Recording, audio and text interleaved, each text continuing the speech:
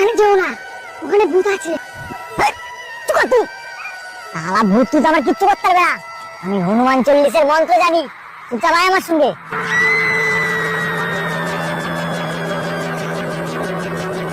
শোনো না, ভূত যদি কালা হয় কি করে?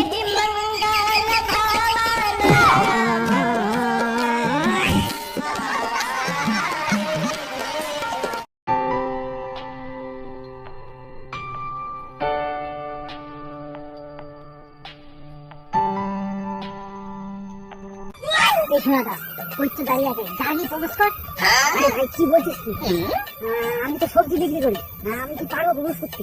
আরে কিচ্ছু হবে না, যা কি প্রপোজ কর। কি করে? যাচ্ছি।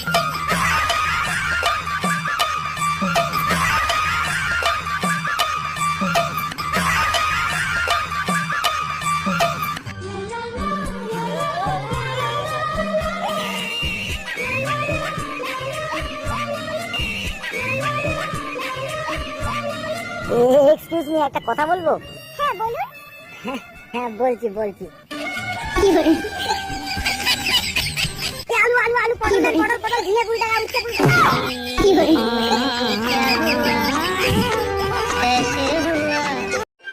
এই শোনো, কখনো যদি ভূতে বা পিকনিকটা আমাকে ধরে তখন তুমি কি করবে? আমি কেন কিছু করতে যাবো? কেন তুমি কিছু করবে না? তোমাদের ভাই বোনের মধ্যে ঢুকে আমি কি করবো? কি বললি তুই?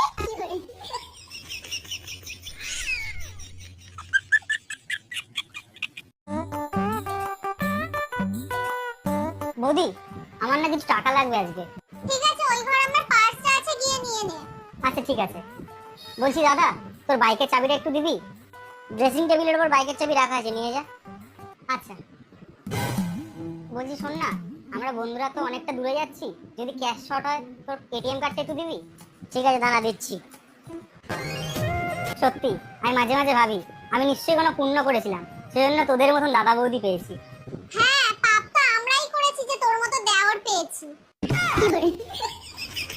এতদিনে তুমি একটা ঠিক কথা বলেছো, কুলাঙ্গার একটা।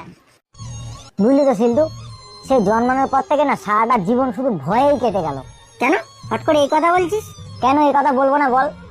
ছেলেবেলার থেকে বাবা মাকে ভয়, ছাত্র জীবনে স্কুলের মাস্টারকে ভয়, তারপর অফিস জীবনে অফিসের বসকে ভয়, তারপর আবার মরে যাওয়ার পর যমরাজকে ভয়। আর তোর বউয়ের কথা বললি না, সালা ভয়ে বলিনি।